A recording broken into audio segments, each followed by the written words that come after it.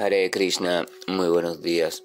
Namo Om Vishnupadaya Krishna Prestaya Bhutale Srimate Bhaktivedanta Swaminiti Namine Namaste Saraswate Deve Gauravani Prasharine Nribhisesa Sumnyavadi Pachatya Deshatarine Shaya Sri Krishna Chaitanya Prabhu Nityananda Sri Advaita Gadavdara Sri Vasadi Gaura Bhaktavrinda Hare Krishna, Krishna Krishna, Hare Hare, Hare Rama, Rama Rama, Hare Hare.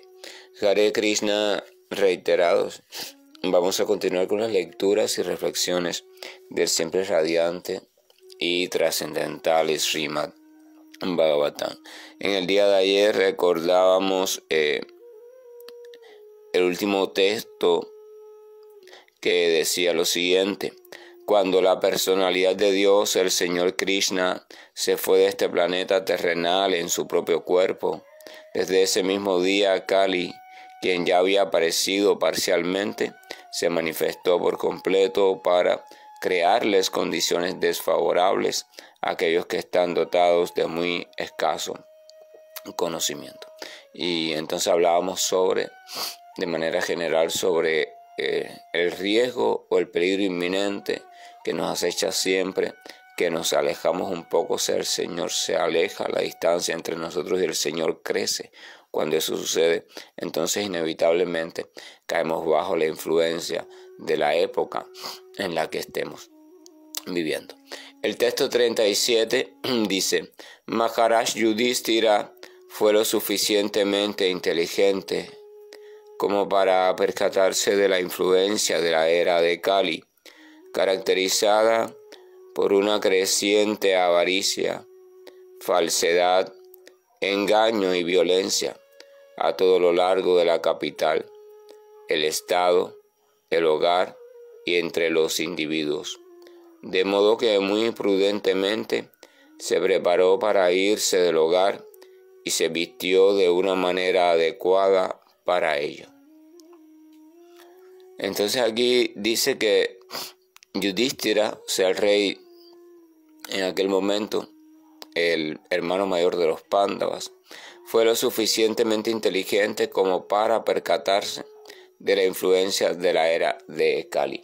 Ya eso lo habíamos visto, o sea, anteriormente, cuando Yudhishthira estaba un poco ansioso porque su hermano se demoraba mucho en regresar. O sea, Arjuna había ido a visitar a Krishna y a sus familiares y se demoraba mucho tiempo en regresar, y entonces ya Yudhishthira, su hermano mayor, estaba nervioso.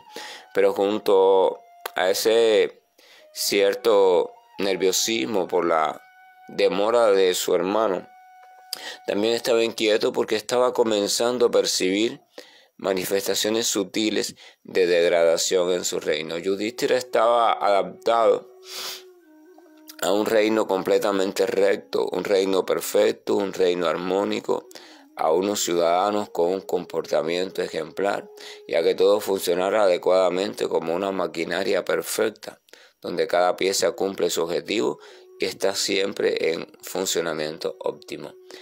Eso quiere decir que cuando una persona es muy atenta y conocedora de ese tipo de maquinaria o de algún tipo de maquinaria, enseguida detecta cuando hay alguna anomalía, por muy pequeña que sea, y su tendencia es corregirla inmediatamente. Preguntarse primero qué está pasando, localizarla, cuál es la causa y cuál es la solución, e implementarla. Ese es el método general de cualquier administrador responsable, ya sea a nivel personal de su propia vida o a nivel de una vida colectiva. Primero tiene que tener conocimiento perfecto de cómo funciona la maquinaria adecuadamente, y segundo, tiene que tener la capacidad de implementar ese conocimiento, o sea, siempre estar al pendiente. Y por supuesto, un sentido de responsabilidad con respecto a la maquinaria, no porque la vea como su maquinaria, sino porque la ve como la maquinaria del Señor, y por tanto el Señor la ha puesto por un tiempo determinado a su cargo, y Él cuida con gran responsabilidad y celo de su funcionamiento. Entonces este Yudhishthira, este rey, comenzó a ver que los síntomas de degradación, los síntomas de Kali Yuga, estaban haciéndose cada vez más visibles. Aquí es notable un hecho unas indicaciones que se presentan que nos hablan de cuál general estaba haciendo la degradación. Dice que se estaban presentando a lo largo de la capital, o sea, en toda la ciudad, en todo el estado, el hogar, o sea, en las casas de las personas también estaban habiendo transformaciones degradantes, y incluso entre los individuos, o sea, a nivel personal. La era de Kali Yuga se estaba manifestando en todo contexto, desde el más general hasta el más individual. La situación era realmente preocupante, o al menos para alguien que tuviera conocimiento como Yudhishthira, porque sabía que eso no iba a traer nada bueno y que al parecer iba a ser indetenible, como una gran epidemia. Y, por supuesto, aquel que lo podía detener ya no estaba, el Señor Supremo. Ahora, ¿cuáles eran esos síntomas? Aquí menciona algunos de esos síntomas. Dice que esa influencia de la era de Kali estaba caracterizada por una creciente avaricia, una creciente falsedad, o sea, falta de veracidad, un creciente engaño y una creciente violencia. Menciona 4 síntomas nada más, pero estos síntomas nos pueden también dar a nosotros una indicación, nos sirven de guía para poder tener una idea de cuándo en nuestra propia vida, o en la vida de nuestro hogar, o en la vida de lugares cercanos o lugares que frecuentamos, o en la sociedad en general, cuándo está habiendo o dónde está habiendo una ausencia mayor o menor de la presencia del Señor, o sea, de la búsqueda del Señor. Si vemos que en un lugar determinado o en nuestra propia vida hay un asomo de conductas que denotan o que hablan sobre avaricia, de conductas que hablan sobre falsedad o falta de rectitud y veracidad, de conductas que hablan de engaño creciente y de conductas violentas, entonces podemos concluir que algo no anda bien en la relación con Dios. Que aunque incluso el lugar sea aparentemente religioso, espiritualista, lo que sea, eso es solo en apariencia. Porque es imposible que en un lugar donde eso se cultive bien, donde esté predominando eso, puedan crecer estas cuestiones. O sea, algo no anda bien. Y cuando alguien se da cuenta de eso y es verdaderamente alguien preocupado por el desarrollo espiritual de la existencia, entonces empieza a meditar seriamente en el asunto, empieza a observar si es una cosa pasajera, si la puede resolver o si el problema es grave. Y en ese caso, entonces, ¿qué medida debe tomar? Vamos a ver lo que hizo Yudhishthira cuando se percató de tan grave situación. Claro, Yudhishthira, vamos a recordar, era rey, tenía varias responsabilidades sobre él, así que no era un caso simple para él. Tampoco podía dejar abandonada todas sus responsabilidades porque todo el país dependía de él. La situación era compleja y él, antes de tomar cualquier decisión personal, tenía que primero cotejar todos los asuntos legales, los asuntos estatales. Eso es la responsabilidad. Pues sí, porque a veces pensamos, a veces uno puede detectar un problema determinado, pensar que la situación es salirse de ese lugar y ya simplemente lo hace. Pero cuando de uno depende una serie de elementos de responsabilidad, entonces uno tiene que dejar bien arreglado esos elementos o vendrán a caer también como una culpa más sobre la cabeza del irresponsable. Dice el texto 38. Después, en la capital de Hastinapur, o sea, la capital del reino de los Pándavas, coronó a su nieto como nuevo emperador y amo de toda la tierra bordeada por los mares. Pues ya ese nieto estaba preparado y era igualmente apto que él. O sea, arregló todas las cuestiones para nombrar un nuevo rey. En este caso, su nieto era el que ya estaba listo, pues lo coronó como nuevo rey. Después, el texto 39 dice: luego, en Mathura, o sea, otra ciudad, designó a Bashra, el hijo de Aniruddha, como rey de Surashena. O sea, en otro reino que también estaba bajo su mandato, determinó quién iba a ser el responsable de ese reino y de esa gente. Posteriormente, Yudhishthira celebró un sacrificio prayapatya y puso en su foro interno el fuego para abandonar la vida hogareña. Dejado bien claro todos estos asuntos de reinado, control y administración estatal, entonces comenzó a prepararse en su decisión personal. Ya le había tomado una decisión, había llegado a la conclusión de que tenía que abandonar todos los deberes, absolutamente todo, y entrar en perfecta renunciación, abandonar incluso la comodidad de la vida familiar e irse a peregrinar y quedar completamente al abandono en los brazos del Señor. Y pensando en su recuerdo, esperar que la muerte llegara, o sea, en plena conciencia de Krishna. Entonces, para eso hizo una ofrenda, un sacrificio, o sea, convocó a los brahmanas, hicieron un sacrificio que marcara el inicio de esa nueva etapa y también buscara la bendición necesaria para poder llevarla a cabo sin obstáculos. El texto número 40 dice: Maharaj Yudhishthira se despojó de inmediato de todas las vestiduras, cinturón y adornos de la orden real y manifestó un completo desinterés y desapego de todo. Vamos a ver cómo se va mostrando progresivamente la renunciación. Entonces amalgamó, se juntó, absorbió, unió todos los órganos de los sentidos con la mente. Luego amalgamó la mente con la propia vida. Después la vida con la respiración. Su existencia total con el cuerpo de los 5 elementos y su cuerpo con la muerte. Luego, como un ser completamente puro, quedó libre de la concepción material de la vida.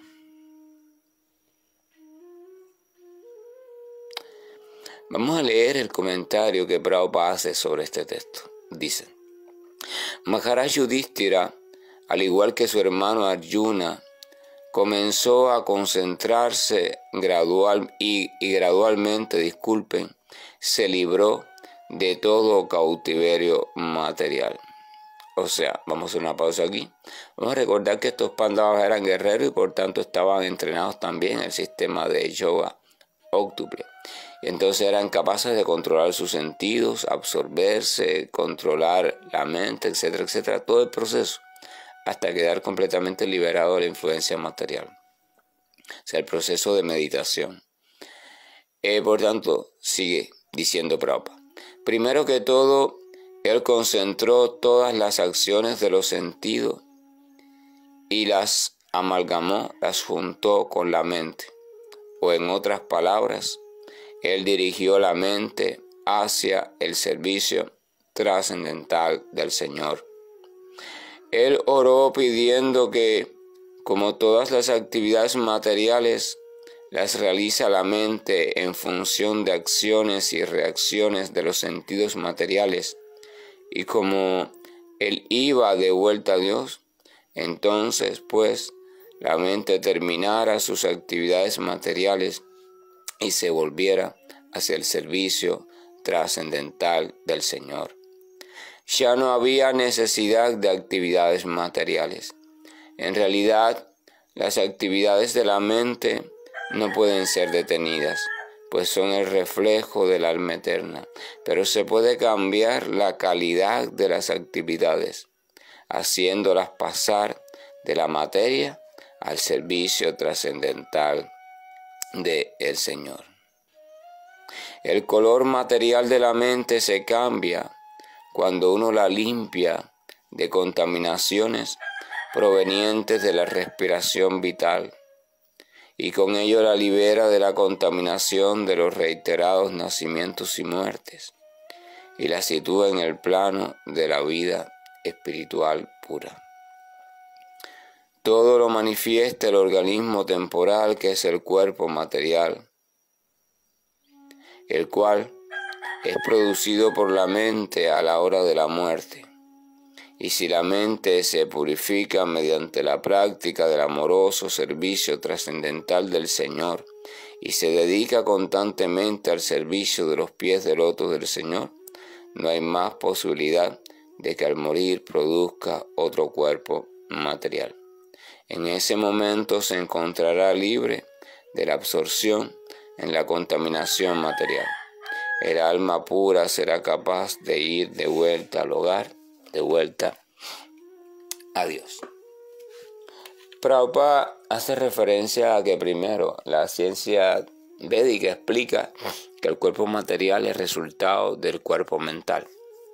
O sea, la mente cultiva una serie de apegos, pasiones, deseos, etcétera, etcétera, cuestiones pendientes, lazos afectivos.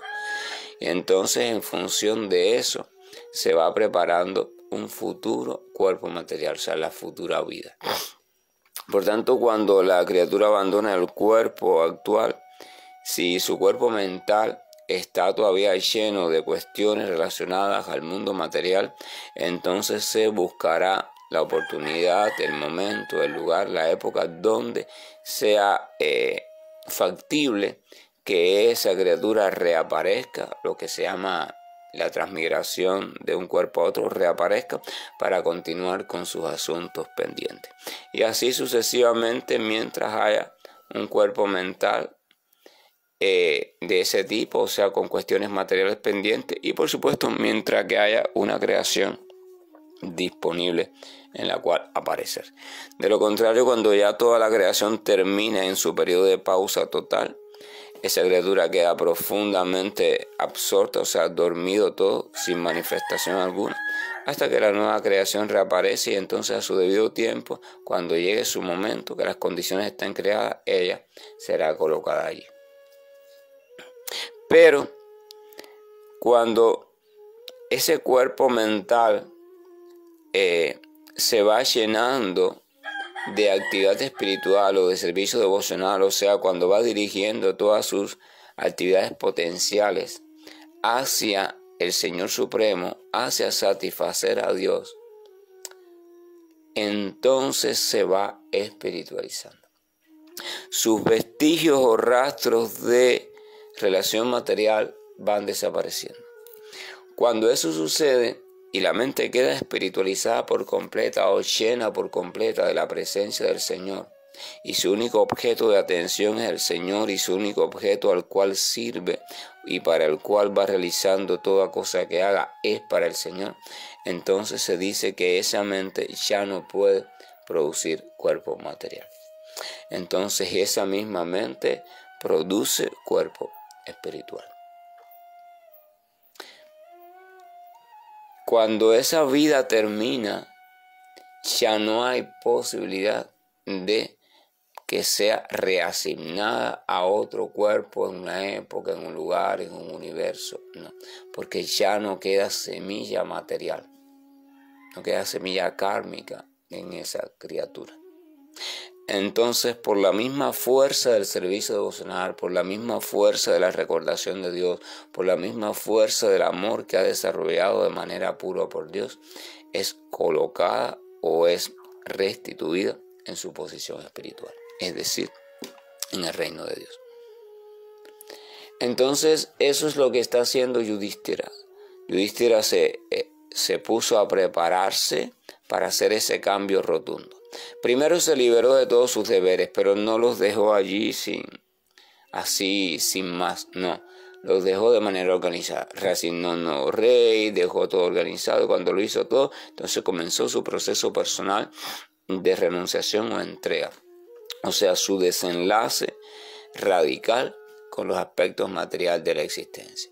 Los sentidos de la existencia material que están dedicados a la relación continua con los objetos de los sentidos. O sea, los sentidos los absorbió, los recogió.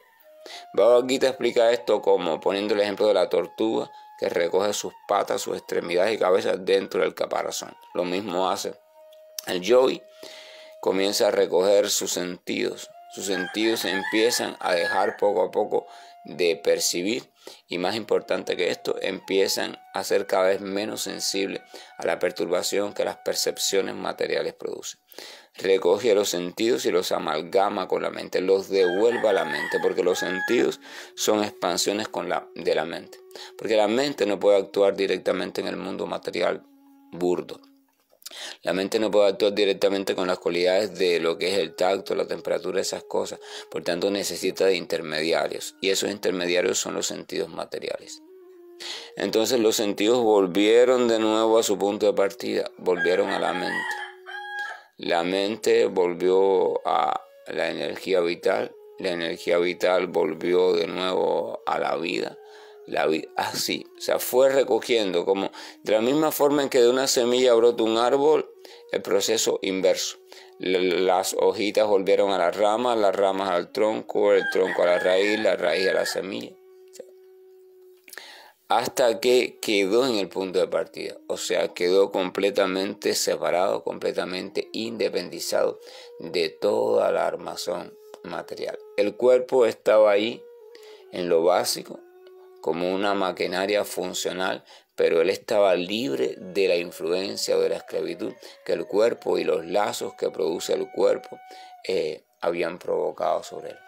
Estaba concibiéndose como criatura completamente espiritual que solamente ahora tenía que ir aguardando que llegara el tiempo final para esa maquinaria llamada cuerpo. O sea, estaba listo para vivir ese tiempo como alguien completamente y realmente renunciado. Vamos a dejarlo hasta aquí porque después vamos a ver, después que hizo esto, cómo empezó a vivir, después hacia dónde se dirigió y al final cómo terminó su existencia.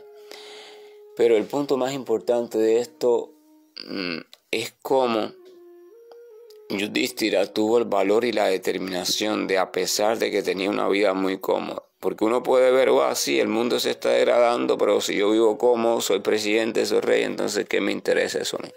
Yo voy a tratar de seguir viviendo cómodo, me voy para un lugar apartado con todo mi ejército, con todas mis comodidades, y vivo la vida hasta que se me acabe el tiempo. Ese es el pensamiento común.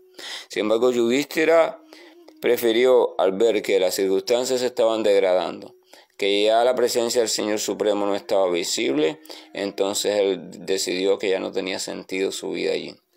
Prefería abandonar toda esa supuesta comodidad e irse hacia un lugar donde pudiera completamente estar entregado al Señor hasta que el tiempo le terminara, que no seguir allí bajo esa influencia tan negativa, porque la influencia cuando crece, más tarde o más temprano nos va a ir contaminando. Es muy difícil mantenerse aislado de ella. Entonces él prefería renunciar a todo eso antes de correr el riesgo también de la contaminación.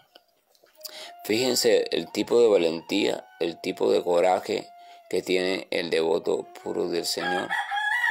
Para él lo principal es que el Señor y el agradar al Señor.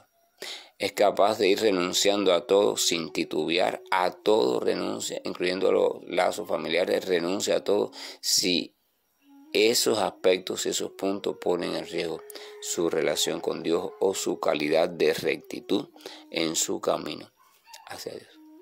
La pregunta sería, ¿cuántos de nosotros seríamos capaces de hacer eso? Es difícil. ¿Por qué es difícil? Porque hay muchos lazos que nos tienen atrapados.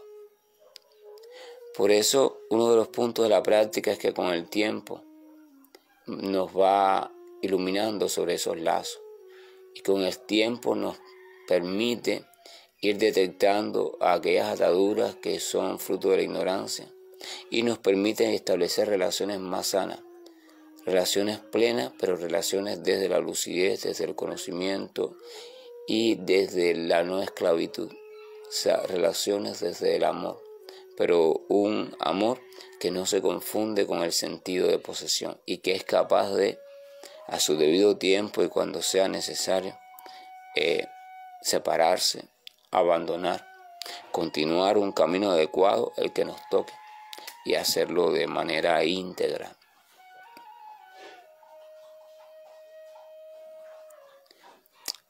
Es siempre un asunto complejo, siempre va a ser un asunto complejo, pero obligadamente es el final del espiritualista.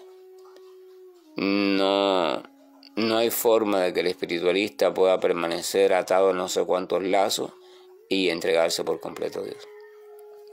La entrega progresiva a Dios implica que todos los lazos significativos que hay van un poco perdiendo su significado y van dirigiéndose totalmente al Señor. Y desde el Señor es que cobran importancia.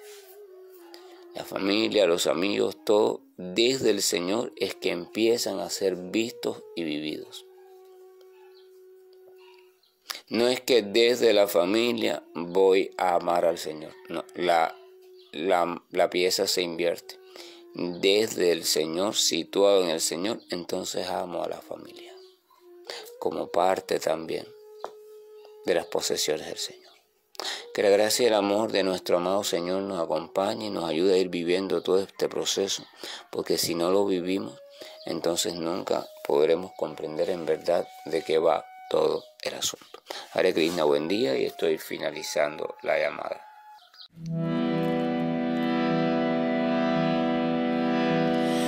Hare Krishna, Hare Krishna, Krishna Krishna